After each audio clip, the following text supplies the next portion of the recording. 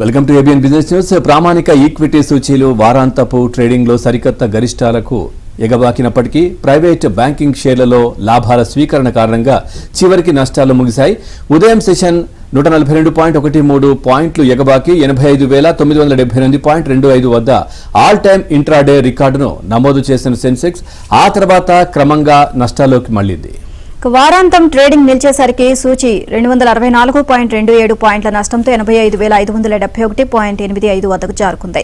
ఇక నిఫ్టీ సైతం తొలుత 61.3 పాయింట్ల వృద్ధితో 26,277.35 సరికొత్త జీవనకాల గరిష్టాన్ని నమోదు చేసింది. చివర్లో 37.10 పాయింట్ల నష్టంతో 26,178.95 వద్ద స్థిరపడింది. దాంతో సూచి 6 రోజుల వరుస ర్యాలీకి తెరపడినట్లు అయింది. సెన్సెక్స్ లోని 30 నమోదిత కంపెనీల్లో 14 నష్టపోయాయి. ఇక లగ్జరీ కార్ల దిగ్గజం రోల్స్ రాయ్స్ భారత మార్కెట్లోకి కలినాన్ సిరీస్ 2 కార్లను తీసుకువచ్చింది.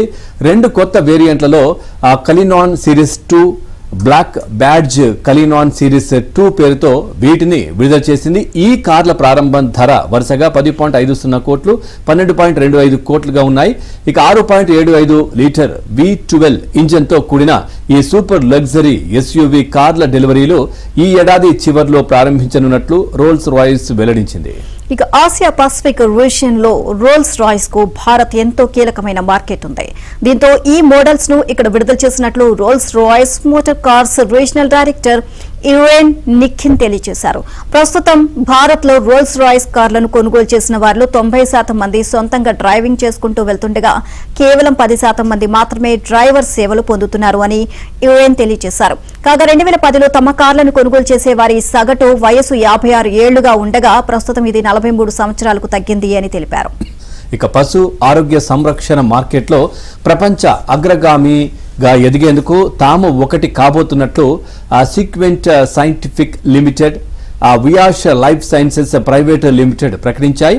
ఈ విలీనం విలువ 7,000-8,000 కోట్ల స్థాయిలో ఉంటుందని కూడా అంచనా వేశారు. ఇక ముంబై కేంద్రంగా 2002లో ఏర్పాటైన sequent scientific animal health care company పశు సంరక్షణకు ఉపయోగించే ఔషధాల కోసం యాక్టివ్ ఫార్మా ఇంగ్రీడియంట్స్ ఫార్ములేషన్స్ ను తయారు చేస్తోంది.